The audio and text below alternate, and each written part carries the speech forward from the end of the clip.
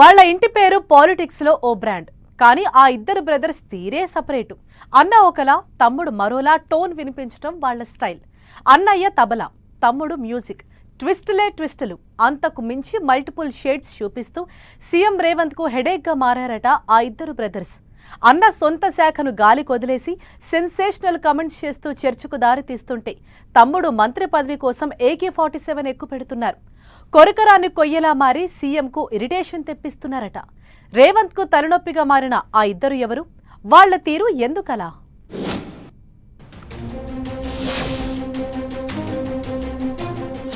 అన్నదో రాగం, తమ్ముడిది ఇంకో రాగం.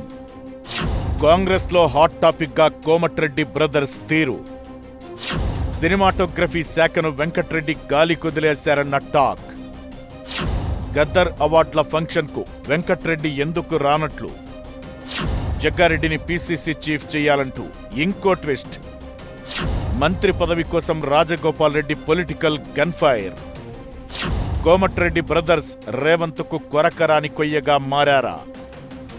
కోమటిరెడ్డి బ్రదర్స్ తెలంగాణ పాలిటిక్స్ లో ఇదో tag line.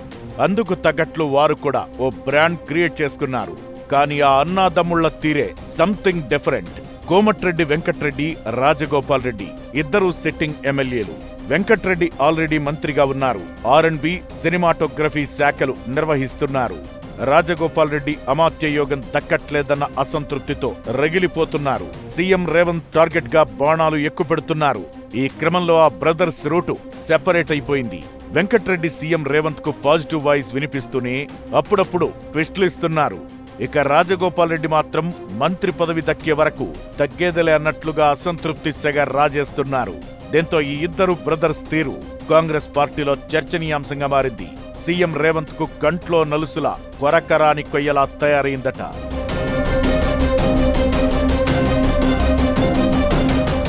Komatireddy Venkatreddy cinematography శాఖ మంత్రిగా ఉండి సినిమా అవార్డుల ప్రధానోత్సవానికి డుమా కొట్టడం హాట్ టాపిక్ గా మారింది. గద్దర్ అవార్డుల ఫంక్షన్ లో కోమటిరెడ్డి కనిపించకపోవడం చర్చనీయాంశమవుతోంది.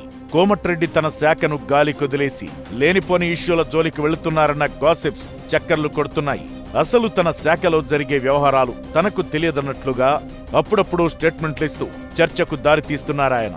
సినిమా టికెట్ల రేట్ల పెంపుతో తనకు సంబంధం లేదని ఓసారి, ఇక నుంచి ఏ సినిమాకు టికెట్ల రేట్ల పెంపు ఉండదని మరోసారి పొంతనలేని వ్యాఖ్యలు చేసిన ఆయన ఇప్పుడింకో ట్విస్ట్ ఇచ్చారు.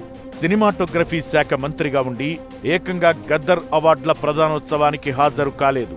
అయితే బిజీగా ఉండటం వల్లే రాలేదా, లేక వెంకట్రెడ్డి అసంతృప్తిగా ఉన్నారా అనేది ఇంట్రెస్టింగ్ గా మారింది. ఇంతకంటే 2 రోజుల ముందే జగ్గారెడ్డిని PCC చీఫ్ గా చేయాలని ఓ గత్తరలేపారు కోమటిరెడ్డి వెంకట్రెడ్డి.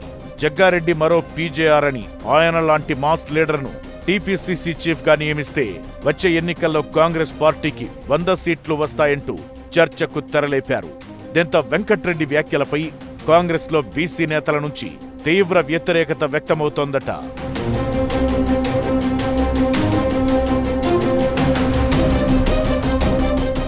ఇక ఇప్పటికే మంత్రి పదవి విషయంలో అన్నాదమ్ముళ్ల మధ్య కోల్డ్ వార్ నడుస్తోందని అంటుంటారు.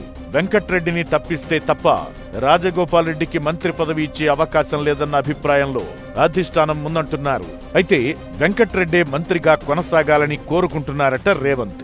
రాజగోపాల్ రెడ్డిని మంత్రివర్గంలోకి తీసుకునేందుకు ఆసక్తి చూపట్లేదట. ఇదే రాజగోపాల్ రెడ్డి ఫ్రస్ట్రేషన్ కు కారణమంటున్నారు. ఈ క్రమంలోనే అన్నదో దారైతే తమ్ముడిది మరో దారి అన్నట్లుగా మారిపోయిందని అంటున్నారు. RRR రోడ్డు విషయంలో నిర్వాసితుల పక్షాన రాజగోపాల్ రెడ్డి వాయిస్ వినిపిస్తే రీజనల్ రింగ్ రోడ్ పూర్తి చేయడం తన టార్గెట్ అంటూ చెప్పుకొస్తున్నారు వెంకట్రెడ్డి. RRR కోసం భూసేకరణ త్వరగా పూర్తి చేయాలంటూ అధికారులను ఉరుకులు పరుగులు పెట్టిస్తున్నారాయన. ఇక నల్గొండ DCC అధ్యక్షుడు పున్నా కైలాష్ నేత నియామకంపై వెంకట్రెడ్డి సురుబురులాడితే రాజగోపాల్ రెడ్డి కైలాష్ నేతకు పగ్గాలప్పజెప్పడాన్ని స్వాగతించారు. ఇక సీఎం రేవంతే ఇంకో 10 ఏళ్లు సీఎంగా ఉండాలని ఆకాంక్షిస్తూ దేవుణ్ణి కోరుకుంటున్నానని వెంకట్రెడ్డి చెబితే తానే సీఎం అని రేవంత్ ఎలా చెప్పుకుంటారంటూ అటాక్ చేశారు రాజగోపాల్ రెడ్డి.